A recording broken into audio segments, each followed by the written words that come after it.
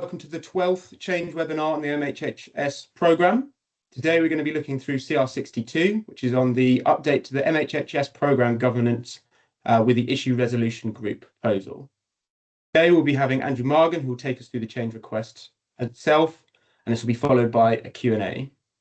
As mentioned, this is clashing with the SIT working group, but this will be recorded and updated onto the website. And as I said before, this is a broadcast session rather than an open discussion. So if you do have any questions, please submit them into the Slido that I think, Hannah, you will have shared into the chat. Thank you very much. And we'll answer those in the session, in the Q&A section of this call. If you have any questions throughout the day or after the session is closed, this will remain open until the close of play, and we'll publish an FAQ document if there are any further questions to be raised. As a reminder of the general process, this CR062 will be issued for impact assessment at the end of the day, and it will be open for a 10-day window. This will then close at the end of the day on the 26th of June. So I'll now hand over to Andrew, who can take us through the proposed change.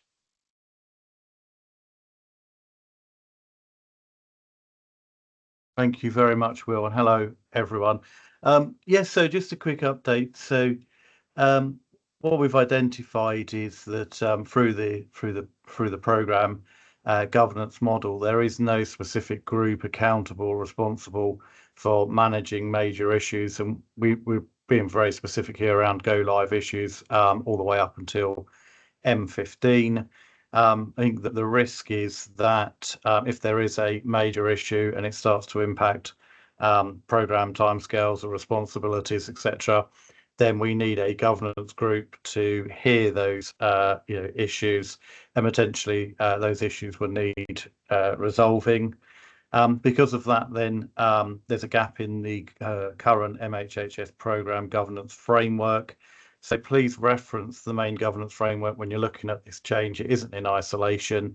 It will form part of that wider governance that's already exists within the programme, and effectively that new IRG governance group terms of reference is what we're consulting on today. Effectively, what we're planning to do is get that governance group set up and those terms of reference in the governance framework as quickly as possible. And then obviously we can be prepared ahead of go live for any issues that may arise. I think we go to the next slide, Will.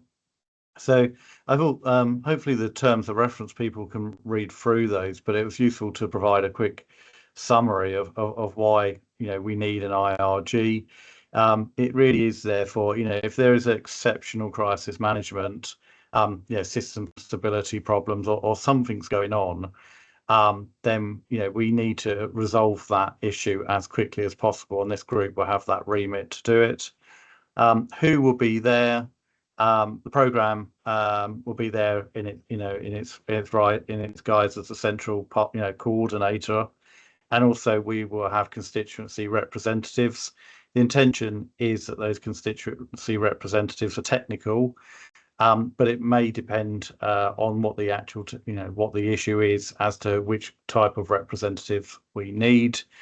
And when will IRG be stood up? It's an ad hoc meeting, so just to say, if we have no major issues and no impacts to the programme, then we will never stand up an IRG. So hopefully this is an insurance policy, but just in case, then the IRG, if it meets certain criteria, which I'll just go through now, effectively it's exceeded the service management resolution thresholds, which are already set out, and those and the failure to manage that issue then starts to have a material impact on the exit of early life support, or it starts to impact the migration schedule, i.e. M15 timescales, and then ultimately the SRO will convene and notify and communicate to all IRG members that the IRG will be convened.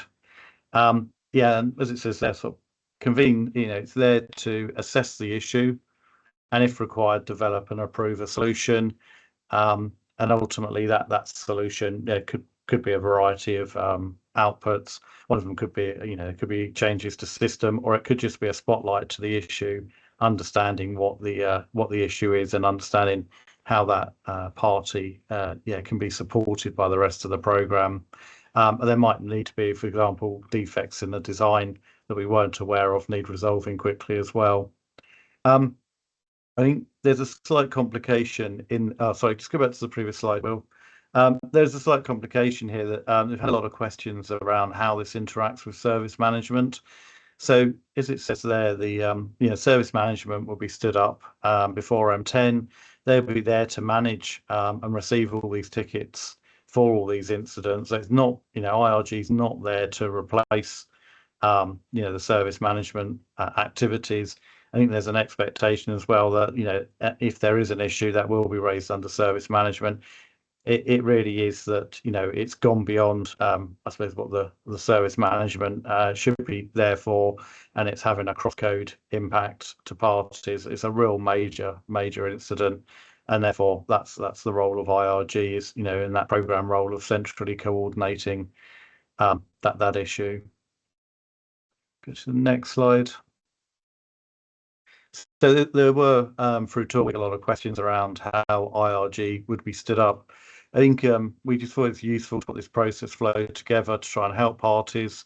But ultimately, there'll be an issue is raised, through one of the service desks, through one of the central parties, and it's not being resolved, and therefore we get an escalation from that central party, ultimately saying, yeah, we've got a big problem here. Something's not working as intended, and we know it's going to have a knock-on effect across the whole of the industry. The other one as well is enabling participants. They could be, for example, it could be an issue that's just not being resolved in the timescales they're expecting, and again they can send that escalation into the programme. The programme will triage these escalations. And ultimately, as it says there, if we start feeling that the issue is proportionally impacting enough of those meter points, and effectively we can start looking at, that, it's going to impact early life support exit, or consumer detriments or something like that, then ultimately we will engage with the SRO and look to convene that meeting. If it doesn't meet the threshold, so we could get someone raising an issue that doesn't materially impact the programme, then ultimately we will go back to the escalator and go back to them and explain that why IRG won't be stood up. Obviously, as it says there, IRG agrees that the thresholds have been met, then that meeting is convened. Ultimately, we hear the solution, as I said earlier, and so we hear the issue, and if required, then a solution may be the output of that. And effectively, we've got three broad areas there of the outputs, or the steps 6A, 6B, and 6C, which ultimately is, the central party needs to make a change or an update to their system. It could be a change to align to the design, for example. There's been some misinterpretation. There also could be an impact to participants. And again, something else that came out of TOEIC is that, all sort of impacted parties need to be at IRG. It's not just for central parties to attend, but it's really important that all those service providers that, will be impacted by the change are able to attend IRG. And we sort of make the point here, if required. So probably noting faster switching, code changes weren't needed, but we've got to enable that provision. The reason for that is the design has now been translated into the code, and that code, the design in the code, will go live at M8, M10.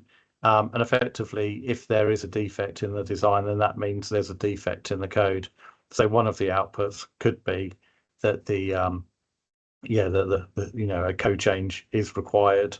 We've been working at length with Ofgem and co-bodies about how we can ensure that the code updates are made as quickly as possible, because that gives everyone certainty around the IRG outputs and decisions made.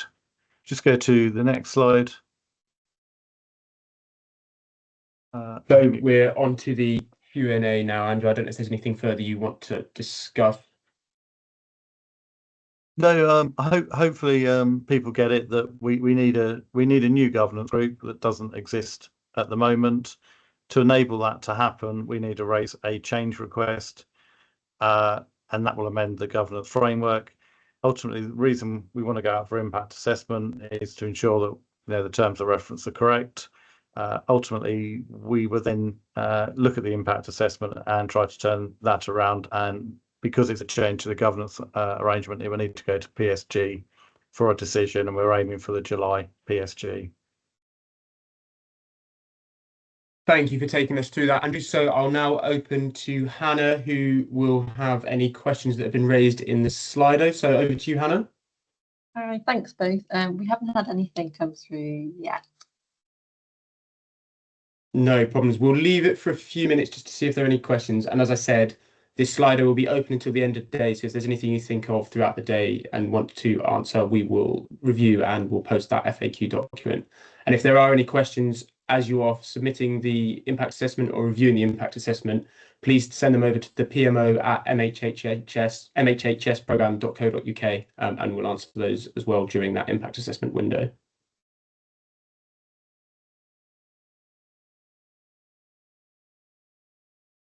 So we'll just leave it a few minutes.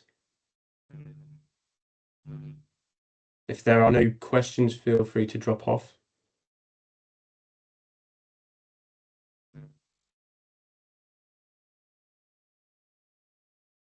We've got a question from Lee Stone regarding the code changes. Is this to use the current fast track / urgency approach or something else? That's correct, Lee. So there could be a variety of options open to the IRG, but ultimately, yeah, if we need the change moved as quickly as possible, we would engage with BSC or Retcode, for example, or any of the other codes, and look to use their fast track change process, or there's an urgent process with the BSC. It's probably worth noting that we've had confirmation from all of the code panels and decision-making bodies that they're aware that we may need to use the fast track change process. Well, there could be a scenario where we need to use the Ofgem SCR powers. So again, we've been engaging with Ofgem on that, and again, Ofgem SCR powers can move very quickly. They've got experience of that in the past. Or there could be, maybe very unlikely, but there's still the option of it just progressing as a BAU change, although that's much slower, and we're not anticipating to need to use that. Thank you, Andrew. Any other questions, Hannah? Not yet, no. Okay, then. I think then if we've got no further questions, we're okay to finish it there. And as I mentioned several times, you can submit questions throughout the day and we will respond to them through the FAQ document. Thank you all for your time. And as I said, this will be going out for impact assessment from the end of the day for that 10-day window closing on the end of day 26th of June. Thanks very much. Thank you all. Thank you. Bye.